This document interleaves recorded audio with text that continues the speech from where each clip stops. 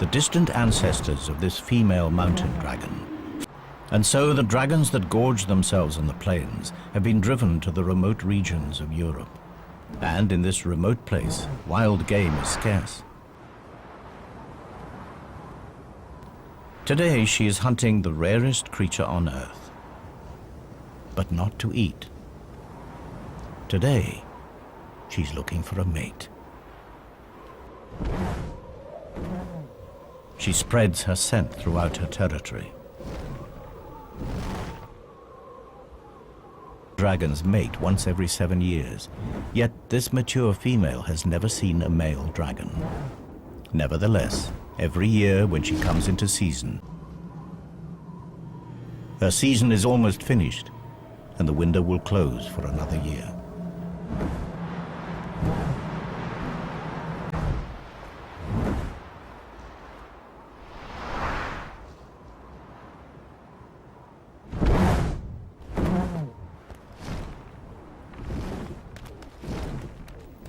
The female returns to her den, a network of caves melted into dense glacial ice.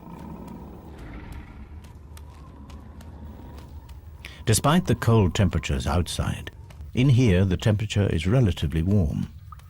Like an igloo, the thick walls retain heat. But the mountain dragon has another line of defense against the cold. From her marine ancestor, she's inherited a blood protein that prevents her tissues from freezing. And her metabolism will slow as she prepares to hibernate through the bitter winter.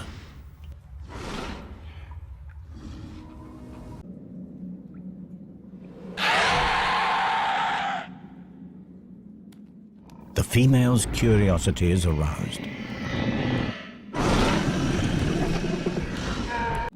Yet somehow it seems eerily familiar.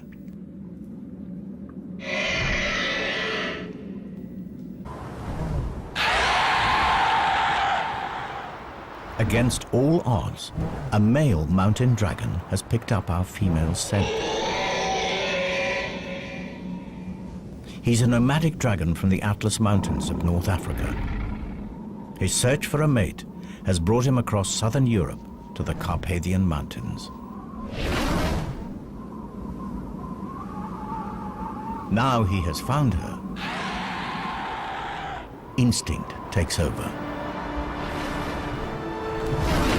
And they do what their kind has done for thousands of years.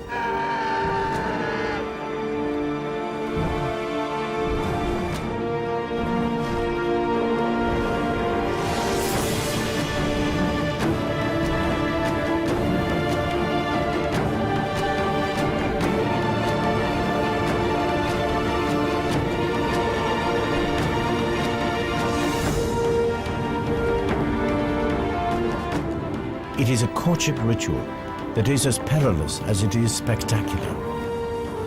At the height of her climb, they lock talons and drop in a dazzling free fall. It is the ultimate test of faith.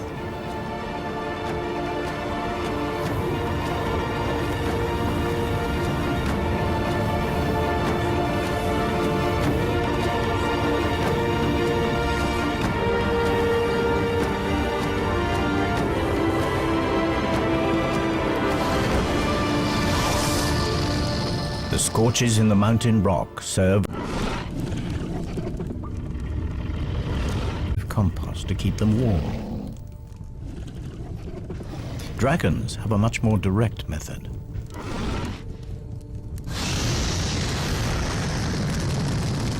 Dragon chicks inside would die of cold.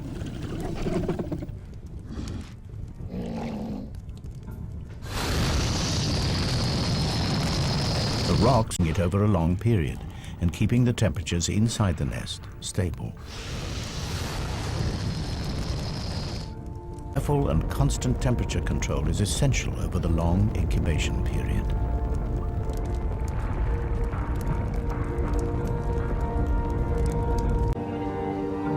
Her mate returns from hunting. He has been unsuccessful. Again.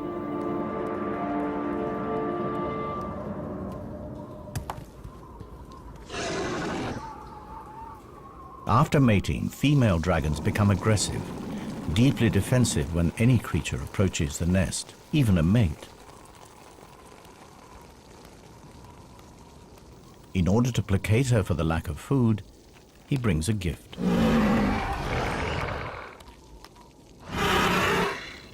Another rock for the nest.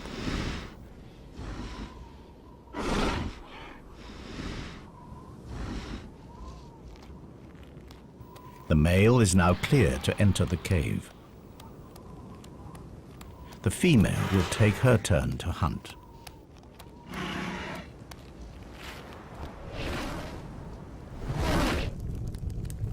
Now the male has responsibility for the nest. Special sensors in his tongue allow him to check the temperature. Yet, quite deliberately, he lowers the temperature. Just like crocodiles, the temperature in the nest will determine the sex of the offspring. Cooler temperatures encourage the development of females and breeding females. Females suit him better. Extinction, an imbalance in the sexes, could prove fatal. Should anything happen to him, this tiny group is finished. The female returns empty-handed from another hunt. The male is not at his post.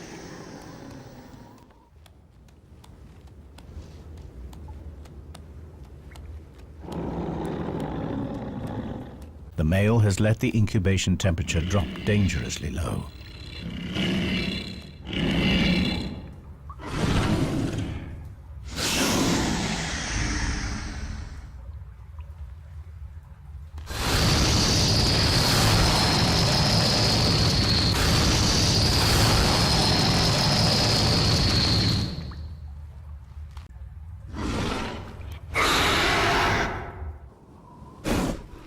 The male senses trouble and makes his escape.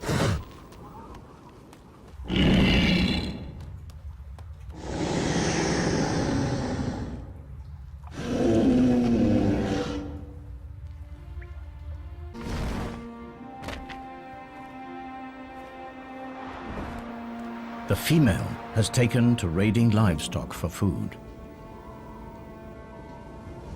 She has good reason. This is her daughter, and her survival is the most important thing now. But by stealing from farms, she risks provoking the locals and placing her daughter in danger.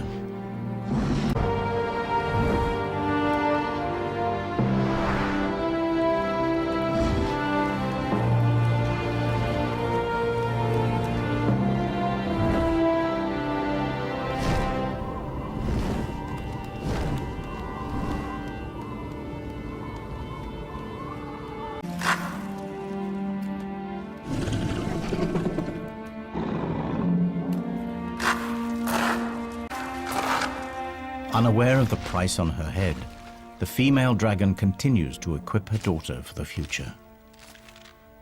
She is passing on the secret of fire. After feeding, mother and daughter bask in the sun's warmth. Their wings soak up heat like solar panels. They lie together and share body warmth. Soon the mother will have to hunt, and her daughter will be left unguarded.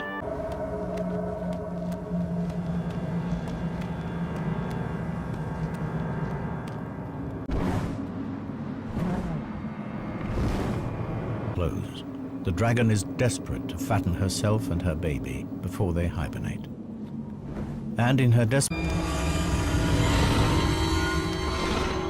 without the ability to breathe fire, this immature youngster is vulnerable. But her wary of the fire-breathing devil, they are cautious. dragon carries no threat.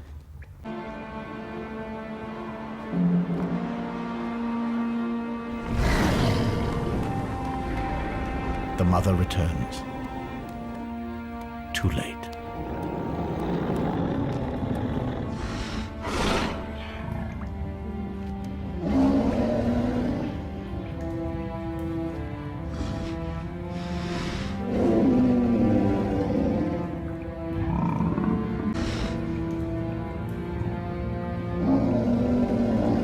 But her grieving will have to wait.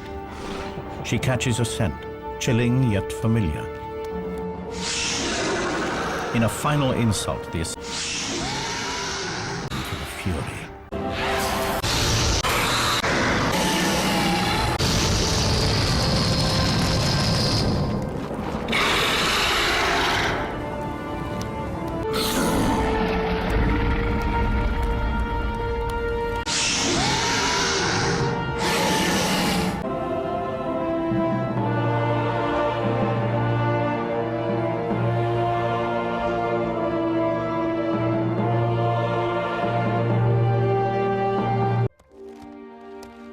Like higher mammals, dragons invest many years in rearing their young, and like those mammals, they feel loss.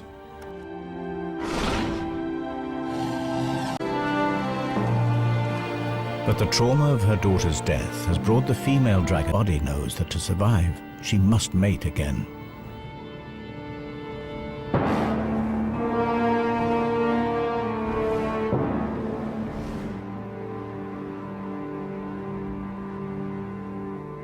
She starts again the process of attracting a mate back into her territory. She displays the armor from her daughter's assassins. Dragons are naturally attracted to reflective objects. It is a long shot, but perhaps a glint might catch his eye. The chances are that he's no longer alive. There's nowhere left to hide.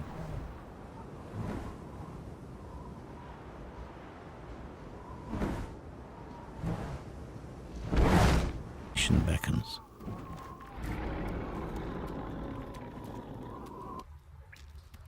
She'll have to survive the winter on her meager reserves of fat.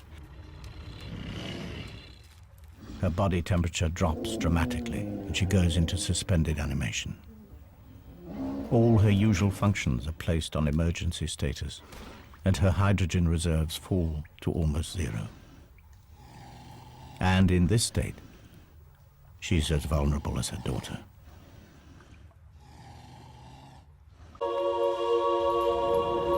The female is woken from her torpor.